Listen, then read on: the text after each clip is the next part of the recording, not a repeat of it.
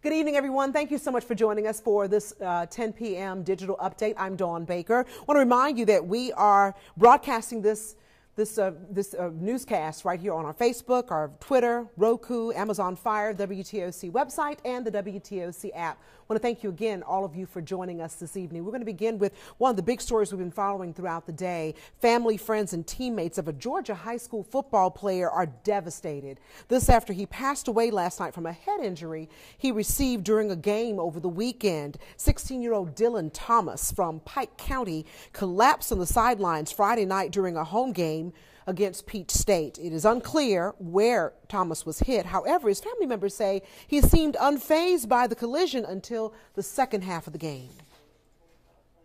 It makes us monitor the kids more, make us have a little bit more self-awareness, make sure that you follow all the protocols and stuff that's in place, and monitoring and making sure that you keep an eye on your kids.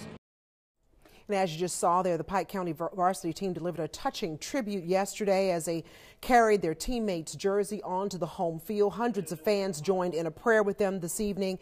The high school junior never regained consciousness after that hit. Doctors put him in a medically induced coma because of the severe swelling on his brain. He passed away last night with his family by his side. We'll continue to follow this story and bring you the very latest details. Well, today begins Breast Cancer Awareness Month. You've probably seen a lot of us wearing pink. Our Bureau Chief Dale Kennedy spent yesterday with a group of ladies who are really fighting hard against this cancer.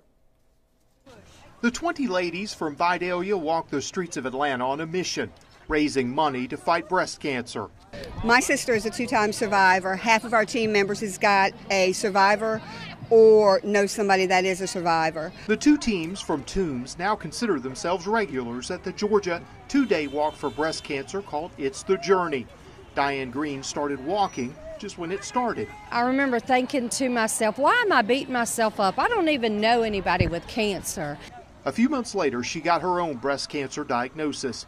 The team's fundraising had already brought grant money back to the Vidalia Clinic that performed the mammogram that saved her. So far, we have brought back into Toombs County $57,000. That does not include what we'll bring back this year. The fundraising stays in Georgia, from research grants to money to local clinics in Toombs County and around Georgia. That they have the opportunity to give 90% of what they raise goes back into the communities that they serve or that they live in, so that's a pretty amazing feat. The finish line ceremony ended Sunday's walk.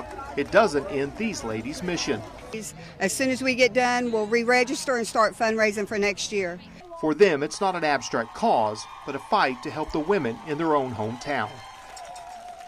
By the way, the walkers over the weekend raised more than $1 million. And we also want to remind you that Memorial Health is promoting their Go Pink campaign with WTOC for Breast Cancer Awareness Month. Throughout the month, you're encouraged to go pink by sharing your selfies and stories on social media using the hashtag GoPinkSavannah. These posts will be displayed on the Go Pink Savannah page of our website. Also want to say thank you to all of you all who are watching, especially Tommy Warden. You sure made the little old lady feel good in her pink tonight. Thank you. And before we leave you tonight, we also want to remind you that you may need to update your WTOC News app. You may have noticed that some of your news isn't current.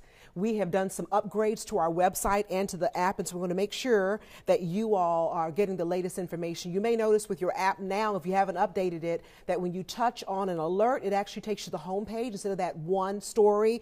Let's take a look at what you need to do right now. You need to go to your app store and select your updates at the bottom of the screen. Scroll down until you find the WTOC News app, and then you can update it there. WTOC, as I mentioned, has recently switched our systems, and the old version of the app is now outdated. You're not going to get current news there. In order to continue to receive those updates that are containing pertinent local information, you need to update the app. That's all you need to do and everything will be fine. A Gullah Geechee Land and the Cultural Preservation Task Force met this afternoon in the Low Country. We're going to continue to follow that and bring you that information for you coming up tonight on The News at 11, as well as all the latest news, sports, and weather. I want to thank you one more time for joining us. Good night, everyone, and I'll see you tonight on The News at 11.